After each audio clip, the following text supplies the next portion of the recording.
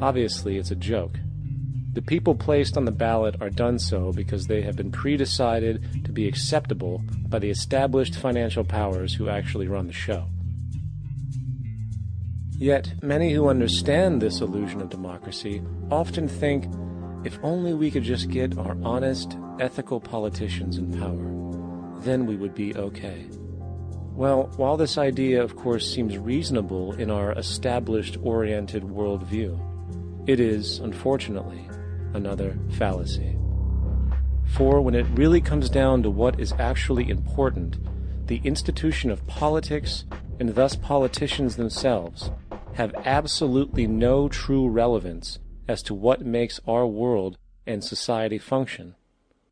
It's not politicians that can solve problems. They have no technical capabilities. They don't know how to solve problems. Even if they were sincere, they don't know how to solve problems. It's the technicians that produce the desalination plants. It's the technicians that give you electricity, that give you motor vehicles, that heat your house and cool it in the summertime. It's technology that solves problems, not politics. Politics cannot solve problems because they're not trained to do so. Very few people today stop and consider what it is that actually improves their lives. Is it money? Obviously not. One cannot eat money or stuff money into their car to get it to run. Is it politics? All politicians can do is create laws, establish budgets, and declare war. Is it religion? Of course not. Religion creates nothing except intangible emotional solace for those who require it. The true gift that we as human beings have, which has been solely responsible for everything that has improved our lives, is technology.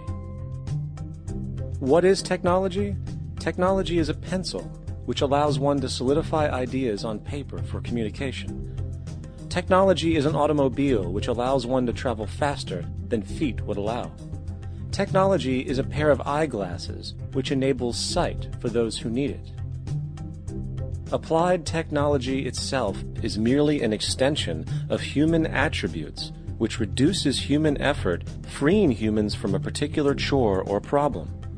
Imagine what your life would be like today without a telephone, or an oven, or a computer, or an airplane. Everything in your home which you take for granted, from a doorbell, to a table, to a dishwasher, is technology generated from the creative, scientific ingenuity of human technicians, not money, politics, or religion. These are false institutions. And writing your congressman is fantastic. They tell you to write your congressman if you want something done. The men in Washington should be at the forefront of technology, the forefront of human studies, the forefront of crime, all the factors that shape human behavior. You don't have to write your congressman. What kind of people are they that are appointed to do that job? The future will have great difficulty. And the question that's raised by politicians is, how much will a project cost? The question is not, how much will it cost? Do we have the resources? And we have the resources today to house everyone, build hospitals all over the world, build schools all over the world, the finest equipment and labs for teaching and doing medical research. So you see, we have all that, but we're in a monetary system. And in a monetary system, there's profit. And what is the fundamental mechanism that drives the profit system besides self-interest? What is it exactly that maintains that competitive edge at its core? Is it high efficiency and sustainability? No, that isn't part of their design. Nothing produced in our profit-based society is even remotely sustainable or efficient.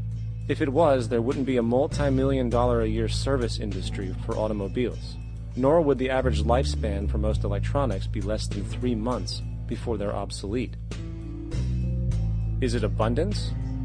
Absolutely not. Abundance, as based on the laws of supply and demand, is actually a negative thing.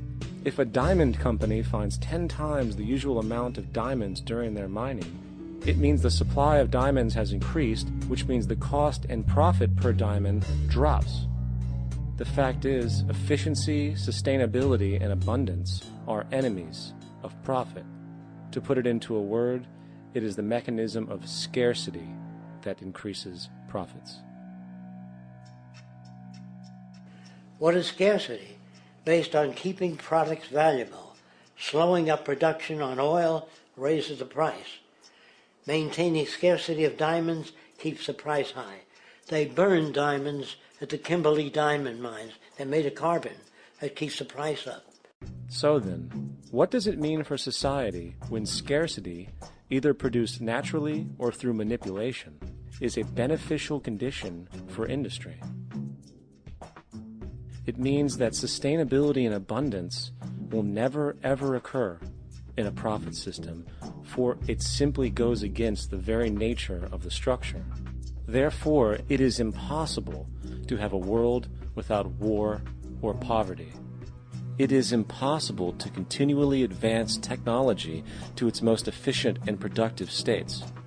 And, most dramatically, it is impossible to expect human beings to behave in truly ethical or decent ways.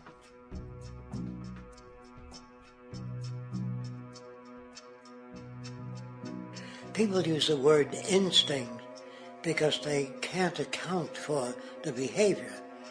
They sit back and they evaluate with their lack of knowledge, and they say things like, humans are built a certain way, greed is a natural thing, as though they've worked for years on it, and it's no more natural than wearing clothing. What we want to do is to eliminate the causes of the problems, eliminate the processes that produce greed and bigotry and prejudice and people taking advantage of one another and elitism, eliminating the need for prisons and welfare. We have always had these problems because we have always lived within scarcity and barter and monetary systems that produce scarcity. If you eradicate the conditions that generate what you call socially offensive behavior, it does not exist. The guy said, well, isn't that inborn? No, it's not. There is no human nature. There's human behavior, and that's always been changed throughout history. You're not born with bigotry and greed and corruption and hatred. You pick that up within the society.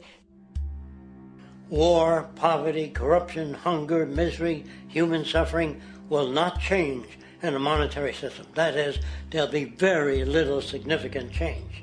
It's going to take the redesign of our culture, our values, and it has to be related to the carrying capacity of the earth, not some human opinion or some politician's notions of the way the world ought to be, or some religious notions of the conduct of human affairs.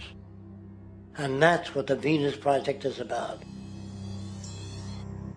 The society that we're about to talk about is a society that is free of all the old superstitions, incarceration, prisons, police, cruelty, and law. All laws will disappear, and the professions will disappear that are no longer valid, such as stockbrokers, bankers, advertising, gone forever, because it's no longer relevant.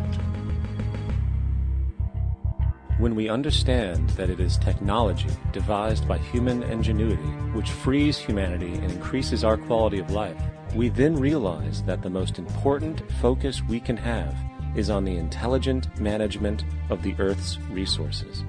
For it is from these natural resources we gain the materials to continue our path of prosperity.